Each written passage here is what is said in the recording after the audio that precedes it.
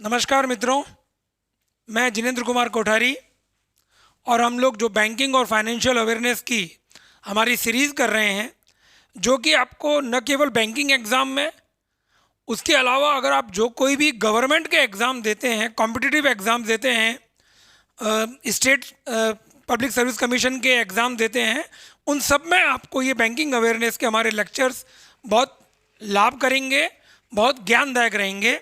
तो इसी सीरीज में आज हम लोग पढ़ते हैं कि भारत में जो बैंकिंग और फाइनेंशियल सेक्टर्स हैं उसके रेगुलेटर कौन है, उनके नियामक संस्थाएं कौन कौन सी हैं जो कि इस सेक्टर को आगे ले जाने का काम करती हैं।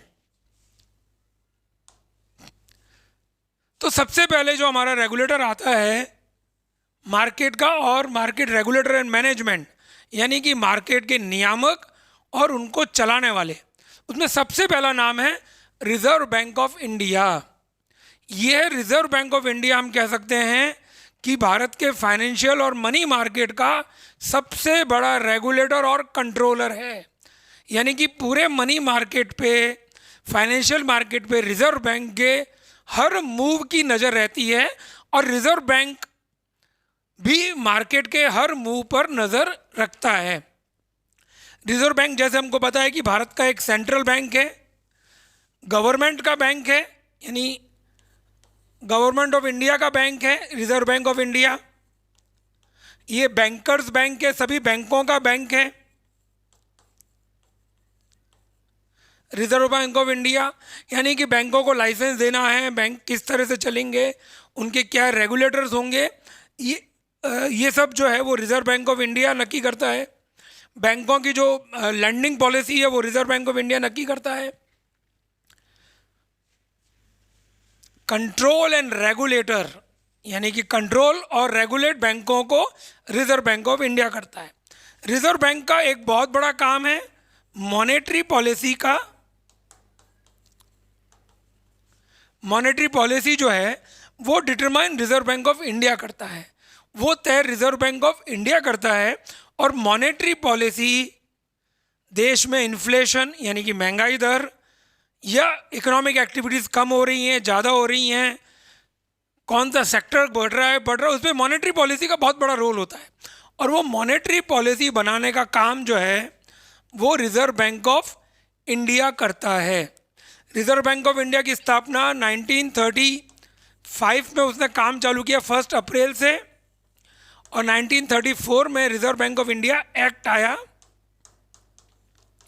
पहले ही रिजर्व बैंक ऑफ इंडिया में प्राइवेट इक्विटी थी, और उसके बाद में रिजर्व बैंक ऑफ इंडिया में गवर्नमेंट ने भारत आज़ाद होने के बाद 1 जनवरी 1949 का रिजर्व बैंक की 100% कैपिटल जो है वो गवर्नमेंट ऑफ इंडिया ने ले ली। ये एक रिजर्व बैंक का मैंने आपको एक शॉर्ट इंट्रोडक्शन दिया है। और reserve bank of India currency छापने का काम रिजर्व बैंक ऑफ इंडिया करता है। जो हम आज नोट देखते हैं वो सारा काम रिजर्व बैंक करता है। Foreign exchange reserve bank as a custodian maintain करता है। रिजर्व बैंक के बहुत सारे काम हैं और हम आने वाले चैप्टर्स में रिजर्व बैंक के बारे में आपको पूरी जानकारी देंगे। लेकिन मार्केट रेगुलेटर जो सबसे बड़ा है वो भारत में रिजर्व बैंक ऑफ इंडिया है। दूसरा NABARD.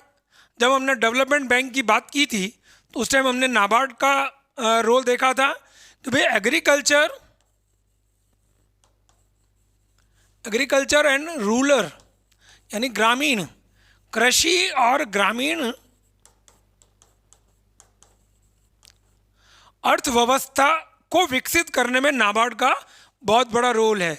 National agriculture and rural development bank of India, जो ये नाबार्ड है, ये इसके नाम में ही है कि एग्रीकल्चर और रूरल डेवलपमेंट करना है, इसीलिए इसको कोऑपरेटिव बैंक्स, यानी कोऑपरेटिव बैंक ज़्यादातर ग्रामीण क्षेत्रों में हैं या कस्बाई शहरों में हैं, वहाँ पे ये काम उनका। और आरआरबी जो रीजनल रूरल बैंक्स हैं, नाम में ही है भाई ग्रामीण क्षेत्र में ये बैंक हैं। यानी कि ये जो बैंक है ये को जवाबदारी दी गई है कोऑपरेटिव बैंक्स और आरआरबी जो रीजनल रूरल बैंक्स हैं उनका रेगुलेट करना, उनको रीफाइनेंस करना, वो सुचारू रूप से काम करें, ये काम जो है वो नाबार्ड करता है। और वर्ल्ड बैंक को भी जब कई रूरल और एग्रीकल्चर सेक्टर में भारत में कुछ काम करना होता है तो वो नाबार्ड के थ्रू ही किए जाते हैं।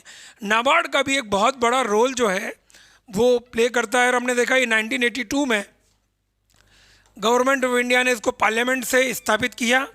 शुरू में इसमें रिजर्व बैंक की भागीदारी थी, लेकिन बाद में 100% अभी इसकी कैपिटल जो है वो गवर्नमेंट ऑफ इंडिया के पास में आ गई है।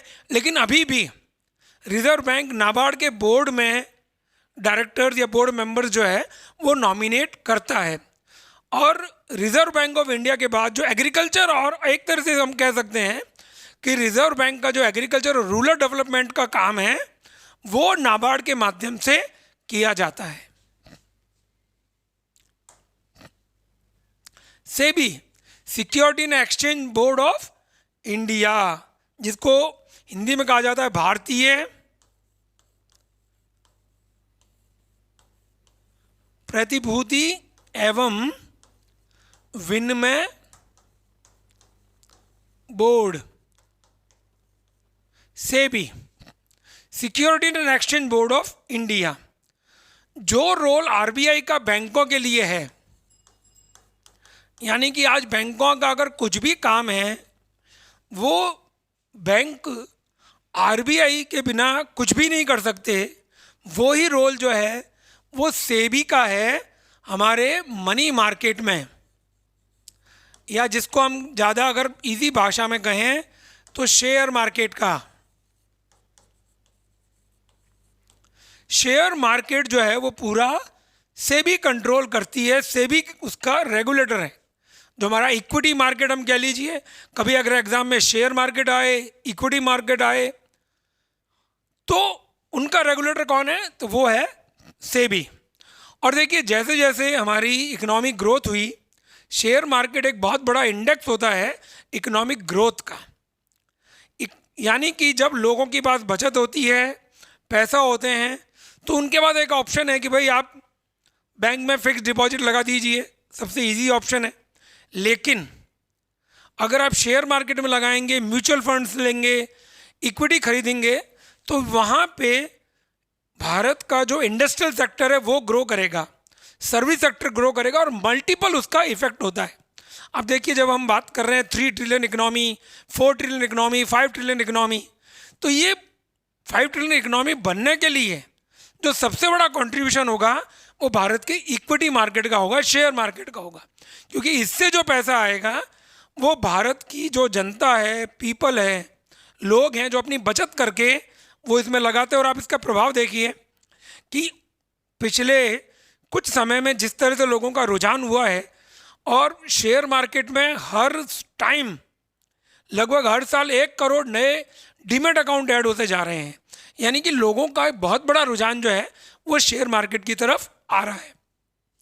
और सेबी का सबसे बड़ा काम क्या है? Protect the interest of investors, यानी कि जो इन्वेस्टर्स हैं उनका इंटरेस्ट प्रोटेक्ट होना चाहिए। यानी कि जो निवेश करने वाले लोग हैं उनके जो हित हैं वो सुरक्षित रहे, और साथ साथ प्रमोट हो डेवलपमेंट ऑफ स्टॉक एक्सचेंज। सुरक्षा जरूरी है लेकिन विकास भी ज़रूरी है। यानी कि सेबी का मोटो क्या हो गया, या सेबी का सबसे बड़ा हम काम कह सकते हैं, सुरक्षा के साथ विकास। यानी कि लोगों के, इन्वेस्टर्स के इंटरेस्ट भी प्रोटेक्ट हो और साथ साथ शेयर मार्केट भी डेवलप हो। और सेबी ये काम काफ़ी अच्छे ढंग से अपनी स्थापना से करता आ रहा है। इसकी स्थापना अप्रैल 1982 में नॉन स्टैट्यूटरी बॉडी के रूप में हुई थी। यानी कि ये कोई वैधानिक मान्यता इसको नहीं थी, इसकी स्थापना हुई। और उसके बाद में 12 अप्रैल 1992 को सेबी एक्ट आया गया, गवर्नमेंट ऑफ इंडिया ने इसको पार्लियामेंट में पास किया, और ये एक ऑटोनॉमस बॉडी जो है वो बन गई, उसको एक वैधता मिल गई। आप देखिए 91-92 वो पीरियड था। 92 में आपको ख्याल हो तो हर्षद मेहता एक बिग बुल थे, और हम उनसे सहमत हो के नहीं हो, लेकिन हर्षद मेहता का एक कंट्रीब्यूशन तो है कि उसने आम आदमी को यानी कि जो आम बचत करने वाले मध्यम वर्गीय परिवार थे उनको शेयर मार्केट की तरफ अट्रैक्ट किया और वो मनी जो है वो शेयर मार्केट में आई। और आज का जो हम सारा शेयर मार्केट का बूम देखते हैं, जो लोगों का रुझान देखते हैं, उसका हम कह सकते हैं बीजारोपण कहीं ना कहीं हर्षद मेहता ने 1991-92 में किया। तो 92 में सेबी एक्ट आया और इसको एक वैधानिकता प्रदान कर दी गई। इसलिए अगर कभी क्वेश्चन आए कि भारत के इक्विटी मार्केट का, शेयर मार्केट का रेगुलेटर कौन है, तो वो, या सिक्योरिटी मार्केट का रेगुलेटर कौन है, तो वो है सेबी। इसका हेडक्वार्टर है मुंबई में। चूँकि हमको पता है भारत की फाइनेंशियल कैपिटल मुंबई है, तो मुंबई में इसका हेडक्वार्टर है। और माधी भाई पुरी जो है वो इसकी चेयरमैन है और ये फर्स्ट वुमेन चेयरमैन जो है वो सेबी की बनी है। अब सेबी का काम क्या क्या है? एम्पावर्ड टू फ्रेम रूल्स, यानी शेयर मार्केट में किस तरह से ट्रेडिंग होगी, ब्रोकर्स का क्या रहेगा, इंटरेस्ट कैसे प्रोटेक्ट होगा, इन्वेस्टर्स का कोई इनसाइड ट्रेडिंग नहीं हो, कोई गलत इंफॉर्मेशन देके ट्रेडिंग नहीं हो, तो वो सारे जो फ्रेम हैं वो कौन करेगा? सेबी करेगी। रेगुलेट करने के लिए गाइडेंस देगी, डायरेक्शन देगी इंडस्ट्रीज़ को, जो शेयर कंपनियां लिस्टेड है उनको, और इन्वेस्टर्स को, भाई आप इस तरह का काम कीजिए, कोई फर्जी कंपनियों में नहीं जाएं।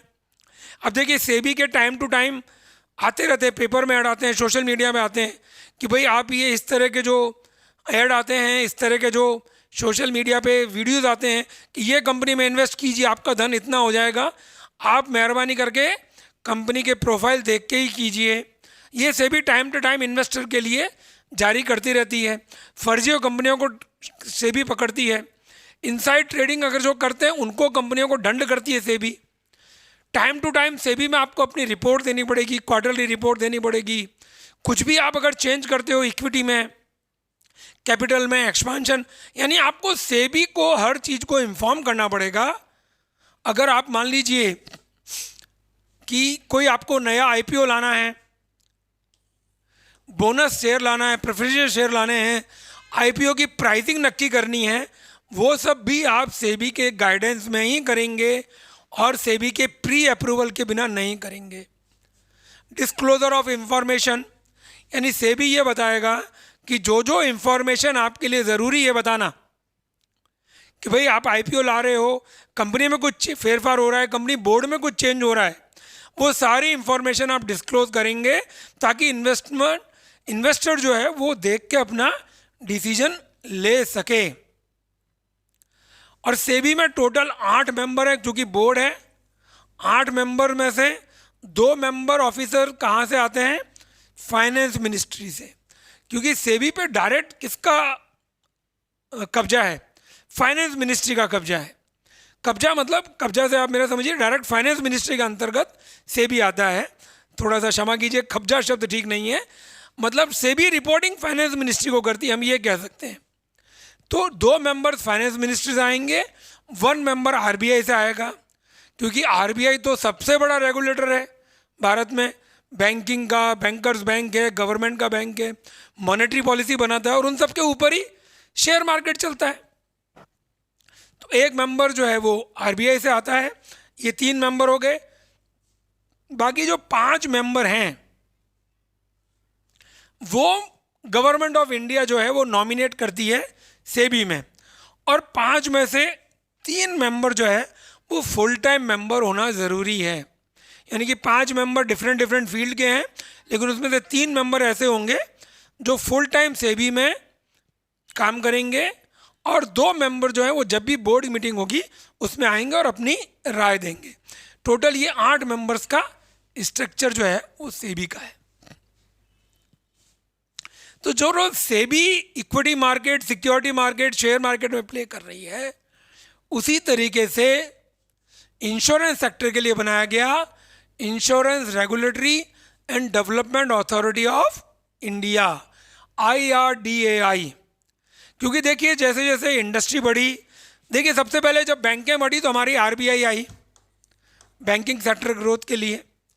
आज़ादी के बाद ज़रूरत महसूस हुई एग्रीकल्चर और रूरल डेवलपमेंट को करना है तो उनके कंट्रोल के लिए नाबार्ड आया। जब शेयर मार्केट बढ़ने लगा, इंडियन इकोनॉमी ओपन हुई और शेयर मार्केट में लोगों का रुझान बढ़ा, तो शेयर मार्केट कंट्रोल के लिए सेबी आई।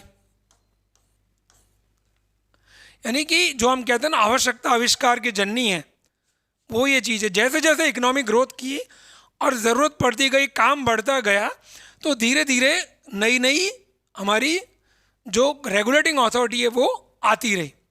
इसी तरीके से जब इंडस्ट्री ग्रोथ होने लगी, बाहर की इंडस्ट्रीज बहुत आने लगी, तो और लोग ज़्यादा से ज़्यादा इंश्योरेंस सेक्टर के बारे में अवेयर हुए, तो उसके लिए 99 में स्थापना की गई IRDAI यानी insurance regulatory and development authority of India.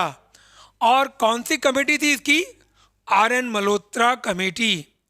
ये ध्यान रखिएगा, recommendation RN Malhotra committee. RN Malhotra कौन थे? रिजर्व बैंक ऑफ इंडिया के एक्स गवर्नर, फॉर्मर गवर्नर। और कब स्थापना हुई? 1999 में। और कैसे हुई? ये the insurance regulatory and development authority act आया, यानी पार्लियामेंट से इनकी स्थापना हुई। और जैसे कि सेबी का काम क्या था? सुरक्षा और विकास करना, दोनों शेयर मार्केट के इन्वेस्टर का। उसी तरीके से इसको भी दिएगा control and develop insurance agencies in India, यानी भारत में इंश्योरेंस सेक्टर को कंट्रोल करना और उनको डेवलप करना। देखिए इसमें क्या होता है कि पहले हमारे लाइफ इंश्योरेंस के लिए LIC थी, जीवन बीमा निगम, और हमारी GIC कंपनियां थी, new India, oriental India, new India assurance company limited, oriental और यूनाइटेड इंडिया। ये हमारी GIC कंपनियां थी, जनरल इंश्योरेंस कंपनियां, जो फैक्ट्रियों का, मकान का, संपत्ति का नुकसान एश्योर करती थी, और LIC हमारा लाइफ इंश्योरेंस करती थी। अब ये हुआ क्या कि धीरे धीरे जब इंडस्ट्री ग्रोथ हुई और जब नई नई इंडस्ट्रीज आई और 91 के बाद लिबरलाइजेशन आया, तो इस सेक्टर की इम्पोर्टेंस भी बढ़ गई। और इसमें ये जो थे वो सारे गवर्नमेंट के प्लेयर थे, और उसके बाद में प्राइवेट सेक्टर भी इसमें आ गया। जैसे कि हमको पता है, जैसे भारतीय अवीबा, हम किसी का प्रचार नहीं कर रहे हैं, बता रहे हैं खाली। प्राइवेट सेक्टर जैसे भारतीय अवीबा आ गया, ICICI प्रूडेंशियल आ गया, ये आया ना, कोटक महिंद्रा अपना इंश्योरेंस की लेके आ गया। यानी हर जो फाइनेंशियल सेक्टर में थे वो अपनी एक स्कीम इंश्योरेंस की भी लेके आ गए। SBI मैग्नम आ गया। तो इस कारण से ये ज़रूरत महसूस हुई कि भाई इनकी भी एक रेगुलेटरी अथॉरिटी होनी चाहिए जो इनको देखे, इनको प्रमोट करना है, इनको फैसिलिटेट करना है। और एक जो इंश्योरेंस बिजनेस में कोई अगर पैसा लगा रहा है या पैसा अपनी जोखिम को बांट रहा है, उसको जब भी प्रॉब्लम हो तो बिना किसी हिचकिचाहट के, बिना किसी तकलीफ के उसको वो पैसा मिल जाए। इसका हेडक्वार्टर रखा गया हैदराबाद में, और इसके रीजनल ऑफिस हैं मुंबई और दिल्ली। और इसके चेयरमैन है श्री देबाशीष पांडा, वो यूपी कैडर के IAS ऑफिसर हैं, मूल रूप से उड़ीसा के हैं। तो सेबी जैसे शेयर मार्केटिंग के लिए काम करती है, वैसे ही हमारा जो IRDAI है वो इंश्योरेंस सेक्टर के लिए काम करता है। और देखिए बहुत क्लियर है, is a national agency of government of India, the authority shall have the duty to regulate, promote and ensure orderly growth of the insurance business and reinsurance business. यानी इंश्योरेंस सेक्टर का development और regulate करना, promote करना, develop करना orderly, यानी कि सही ढंग से ये करने का जवाबदारी किसकी है? इरडा की। इसमें इंपॉर्टेंट क्वेश्चन, कब स्थापना हुई यानी एक्ट, इसके किसके रिकमेंडेशन से, कौन सी committee? RN Malhotra. RN Malhotra कौन? रिजर्व बैंक के फॉर्मर गवर्नर। और इंश्योरेंस कंपनीज को भी अपनी जब पॉलिसीज़ की रेट बढ़ानी है, प्रीमियम घटाना बढ़ाना है, कुछ भी करना है, तो वो सब जो है इसकी परमिशन के बिना इंश्योरेंस कंपनीज नहीं कर सकती। नई इंश्योरेंस कंपनी खोलनी है तो भी आपको इनकी परमिशन चाहिए, नई इंश्योरेंस कंपनी के लाइसेंस जो है वो ये देगी। तो इसके चेयरमैन और जो मेंबर्स होते हैं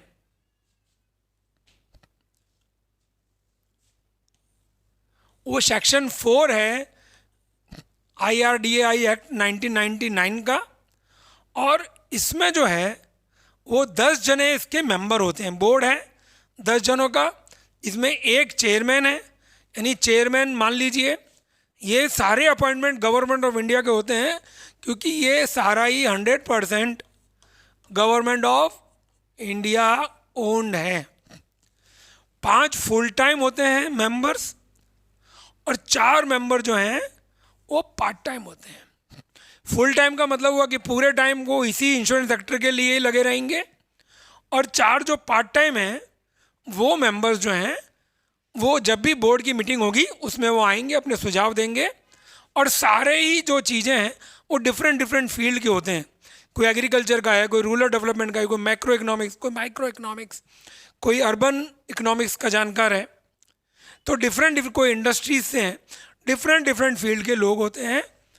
ऑल अपॉइंटमेंट, क्योंकि ये पूरी सरकारी है तो सारे अपॉइंटमेंट जो हैं वो कौन करता है? गवर्नमेंट ऑफ इंडिया, भारत सरकार।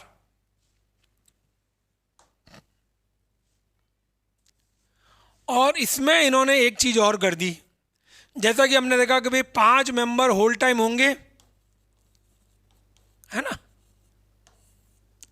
तो 5 मेंबर जो होल टाइम हैं वो मेंबर जो है 62 ईयर्स, यानी 62 साल की उम्र के बाद,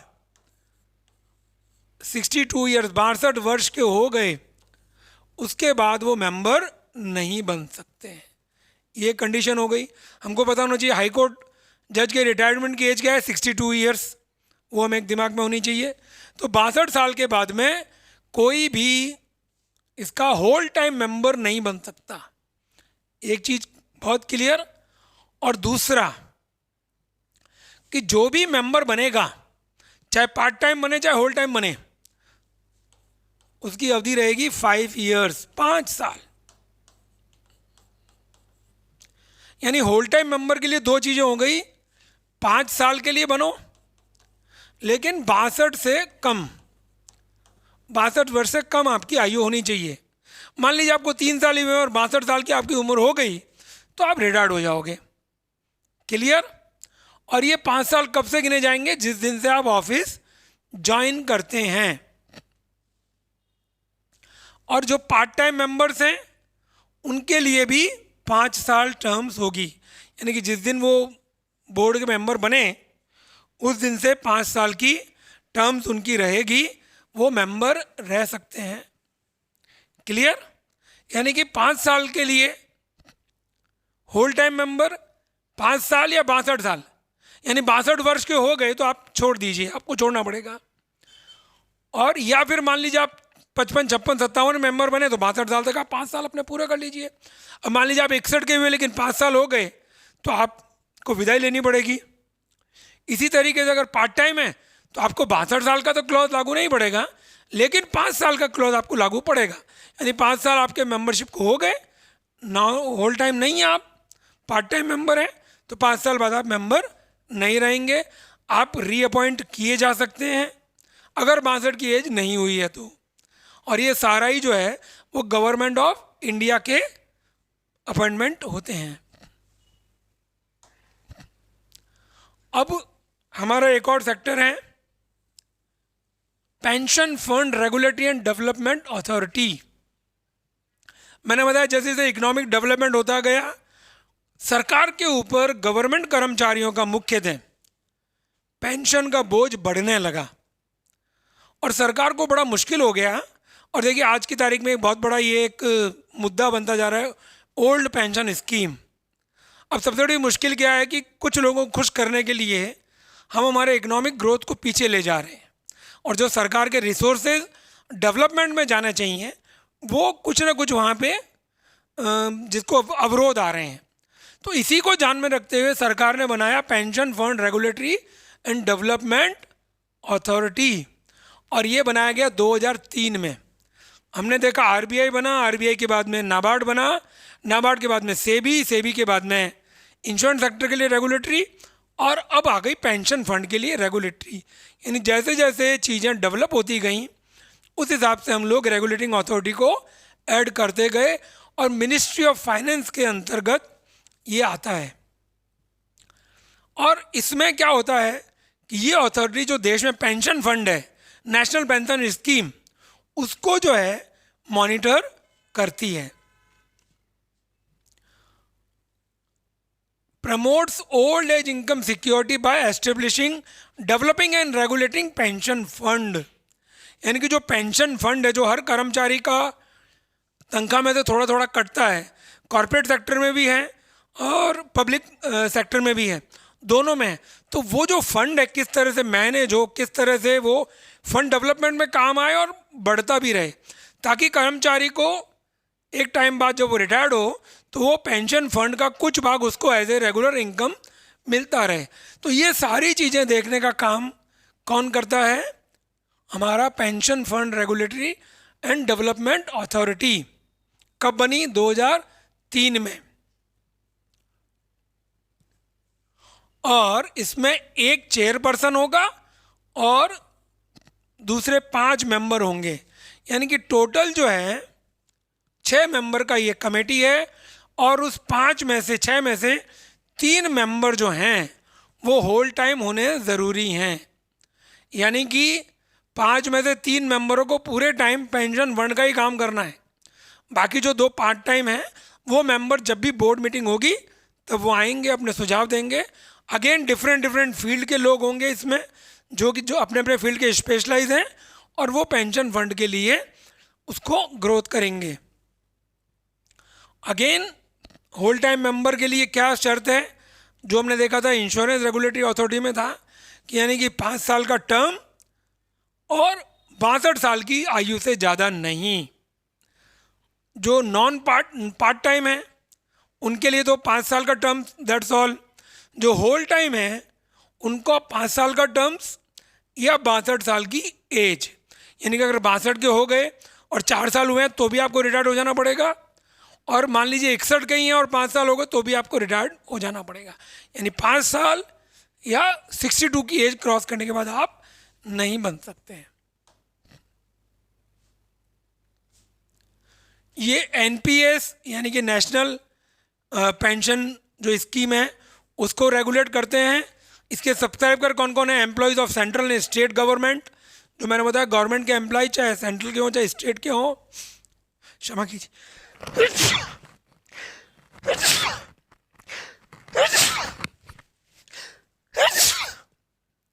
क्षमा कीजिए मित्रों। उसके अलावा employees of private institutions, organisation, corporate sector, NPS में अनऑर्गेनाइज सेक्टर वाले लोग भी पार्टिसिपेट कर सकते हैं नेशनल पेंशन स्कीम में, जो अपनी मंथली एक थोड़ा थोड़ा बचत करते हैं, और जब भी वो रिटायर्ड हो या एक सर्टेन एज उनकी अटेंड हो जाए तो उसके बाद में एक रेगुलर इनकम उनको मिलती रहे। ये इसका ऑब्जेक्ट है। और इसका जो प्रिंसिपल है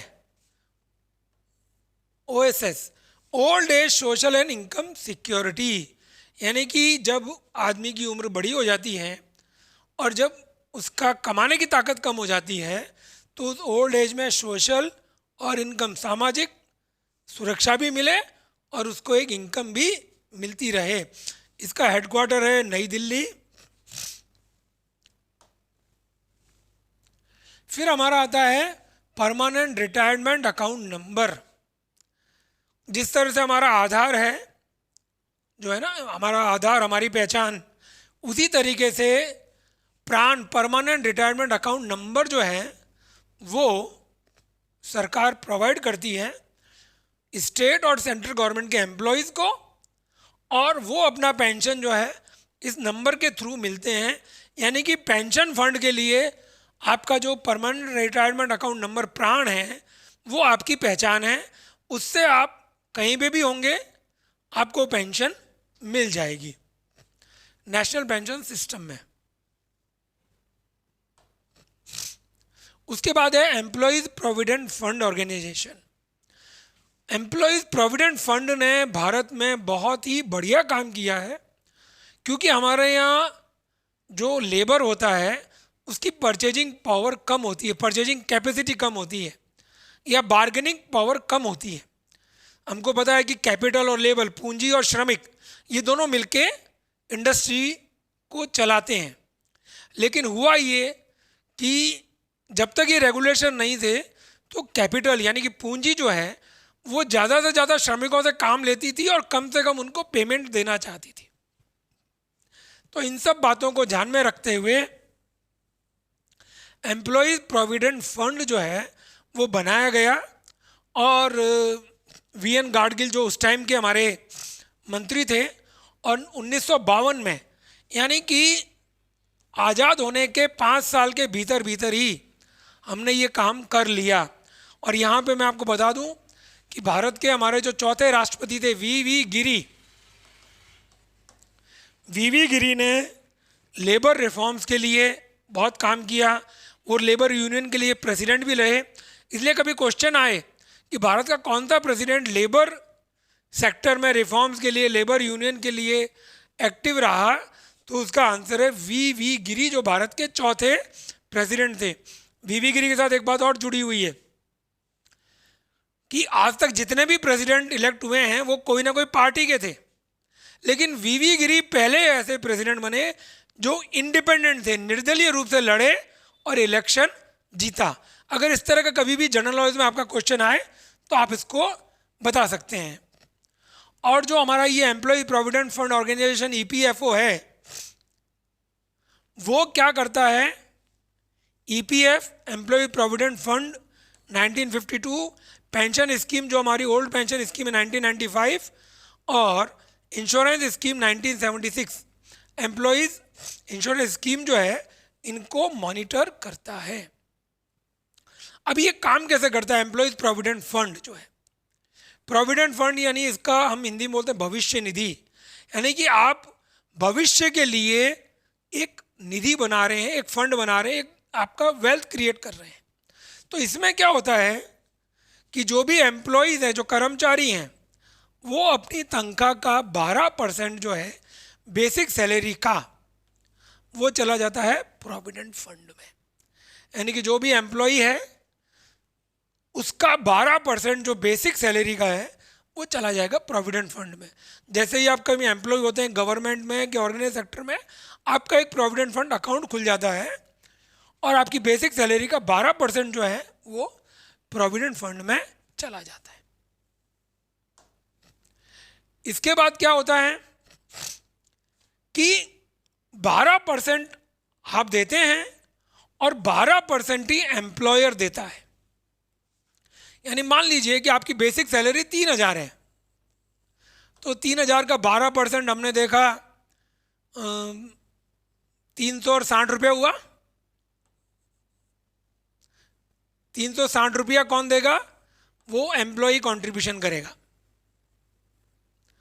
और 12% ही किसको देना है? एम्प्लॉयर को। यानी 360 रुपया किसका आएगा? एम्प्लॉयर का आएगा। ये भविष्य निधि में आ गया। लेकिन यहां गवर्नमेंट ने क्या बोल दिया कि आउट ऑफ 12% एम्प्लॉयर कंट्रीब्यूशन जो है उसका 8.33 यानी कि 2/3 जो है वो जाएगा पेंशन फंड स्कीम में और 1/3 जाएगा ईपीएफ अकाउंट में। यानी कि 360 रुपया तो इसका कंट्रीब्यूशन तो पूरा चला गया, लेकिन यहाँ ये 360 नहीं जाएगा, ये 240 जाएगा एम्प्लॉयर का पेंशन स्कीम में, और 120 रुपया जाएगा आपका ईपीएफ में। यानी कि 360 और 120 यानी कि 480 रुपया इसमें ईपीएफ में जमा होगा। मैं आपको फिर बता दूं, इसको समझिए। एम्प्लॉई कंट्रीब्यूशन 12% बेसिक सैलरी का, एम्प्लॉयर कंट्रीब्यूशन 12%, ये दोनों का 12% हो गया। लेकिन जो एम्प्लॉयर कंट्रीब्यूशन है उसका 2/3 जो है वो जाएगा पेंशन स्कीम में, और 1/3 जो जाएगा वो जाएगा प्रोविडेंट फंड में। ये चीज़ जो है वो हो कंपलसरी है। जो भी प्रोविडेंट फंड का जिसका अकाउंट है, तो सभी सरकारी कर्मचारी, स्टेट गवर्नमेंट के कर्मचारी, जो ऑटोनोमस बॉडीज़ हैं, नगर पालिका और ये सब, इनके भी, लोकल बॉडीज़ के भी, सबका प्रोविडेंट फंड होता है। और जितने भी कॉरपोरेट सेक्टर हैं, ऑर्गेनाइज सेक्टर की यूनिट्स हैं, वो भी प्रोविडेंट फंड मेंटेन करती हैं। और ये कर्मचारियों के लिए एक बहुत ही, उनको पता नहीं चलता है, और जब एक over a period of time उनके पास एक अच्छी खासी धनराशि इकट्ठी हो जाती है, बच्चों की शादी करनी हो, मकान लेना हो, घर में कोई बीमारी एकदम आ गई हो, उनमें ये प्रोविडेंट फंड बहुत काम आते हैं। इनके विड्रॉ के भी रूल्स हैं, आप इतना विड्रॉ कर सकते हैं, ये सब रूल हैं। और एक उन्होंने बहुत ही, जो लेबर वेलफेयर में, लेबर रिफॉर्म में ईपीएफ ने बहुत ही ज़बरदस्त काम किया है। इसके साथ ही अब एक गवर्नमेंट ने और एक चीज़ की कि भाई जो सरकारी जो कर्मचारी हैं या जो ऑर्गेनाइज सेक्टर में कर्मचारी हैं, उनकी कभी बीमारी आ जाए और उनका किस तरह से खर्चा हो, तो ये कर दिया ESIC, employees insurance corporation, employees state insurance corporation. ESIC के काफ़ी बड़ी बड़ी जगहों पे, तो जहाँ जहाँ इंडस्ट्रियल सेक्टर है वहाँ खुद के ESIC के हॉस्पिटल्स हैं, जहाँ पे कर्मचारी फ्री में अपना इलाज करवा सकते हैं। और जहाँ पे ESIC नहीं है, वहाँ पे गवर्नमेंट हॉस्पिटल या दूसरे जो चैरिटी हॉस्पिटल्स हैं, उनको ESIC की जवाबदारी दी गई है। और इसके लिए उसकी सैलरी का, ग्रॉस सैलरी का 1.75% एम्प्लॉय कंट्रीब्यूशन करेगा और 4.75 एम्प्लॉयर कंट्रीब्यूशन करेगा। यानी कि जब कभी भी आपकी मेडिकल इमरजेंसी आ जाए, तो उसके लिए ESIC में आप हेल्प ले सकते हैं, वहाँ में फ्री पे आपका इलाज होगा। और आप अपनी सैलरी का एक सर्टेन परसेंटेज, बहुत छोटा 1.75% ग्रॉस सैलरी का आपको देना है। और उसमें कंट्रीब्यूट कौन करेगा? 4.75% एम्प्लॉयर कंट्रीब्यूशन करेगा। तो ये ESIC है। और इनके लिए एक यूनिवर्सल अकाउंट नंबर आपको दिया गया, वो भी 12 डिजिट का है। यानी कि हमने देखा परमानेंट रिटायरमेंट का भी अकाउंट नंबर था, और इसी तरीके से एक आपके आधार कार्ड में भी आपका यूनिक आइडेंटिफिकेशन नंबर है। उसी तरीके से एक यूनिवर्सल अकाउंट नंबर किसके लिए है? प्रोविडेंट फंड के लिए है। For each of the PF contributing members the number allows portability of PF accounts. मान लीजिए कि आज एक आदमी X कंपनी में है, अब कल को मान लीजिए वो Y कंपनी में चला गया, तो उसका जो PF अकाउंट X कंपनी में था, वो आपका अकाउंट नंबर, जो यूनिवर्सल अकाउंट नंबर है, वो Y कंपनी में शिफ्ट हो जाएगा, है ना। Allow portability of PF account, क्योंकि कोई एक आदमी एक कंपनी में पूरी ज़िंदगी रहे ज़रूरी नहीं है। मान लीजिए आज कोई स्टेट गवर्नमेंट में, कल को सेंट्रल गवर्नमेंट में चले गए, कोई लोकल बॉडीज़ में वो स्टेट गवर्नमेंट के एम्प्लॉयज़ हो गए, तो आपका जो ये अकाउंट नंबर है, यूनिवर्सल अकाउंट नंबर, वो आपको अलाउ करता है portability of PF account to claim और withdrawal as an umbrella for the multiple members IDs allotted on an individual by different EPF balance. तो ये यूनिवर्सल अकाउंट नंबर बहुत ही important है हमारे। तो मित्रों, आज हमने रेगुलेटरीज, जो मार्केट रेगुलेटरीज, उनके बारे में पढ़ा। सबसे पहले मैंने देखा सबसे बड़ा RBI है, उसके बाद हमने नाबार्ड देखा जो रूरल और एग्रीकल्चर इकोनॉमी डेवलप करने के लिए है, उसके बाद इंश्योरेंस डेवलपमेंट अथॉरिटी, उससे पहले शेयर मार्केट के लिए सेबी आई। सेबी ने शेयर मार्केट का सारा रेगुलेटर सेबी करती है, शेयर मार्केट कहिए, सिक्योरिटी मार्केट कहिए, इक्विटी मार्केट कहिए, डिबेंचर्स मार्केट कहिए, वो सारा काम का रेगुलेशन सेबी करती है। इंश्योरेंस सेक्टर के लिए इंश्योरेंस रेगुलेटरी अथॉरिटी आई। पेंशन के लिए हमारा पेंशन फंड रेगुलेटरी अथॉरिटी आई, और हमारा जो प्रोविडेंट फंड है उसके लिए हमारा EPFO आया। यानी कि ये जो हमने 6 रेगुलेटिंग अथॉरिटी को आज डिस्कस किया है, ये बहुत इंपॉर्टेंट, और इन्होंने बहुत बड़ा रोल जो है भारत के इकोनॉमिक डेवलपमेंट में प्ले किया है। और इनमें से एक आध क्वेश्चन जो है एक दो क्वेश्चन आपके स्टेट सर्विस एग्ज़ाम में, बैंकिंग सर्विस के एग्ज़ाम में आपको मिल ही जाते हैं, तो इनको आप बहुत ध्यान से पढ़िएगा। बहुत बहुत धन्यवाद मित्रों, और आशा है आपको हमारा आज का वीडियो पसंद आया होगा।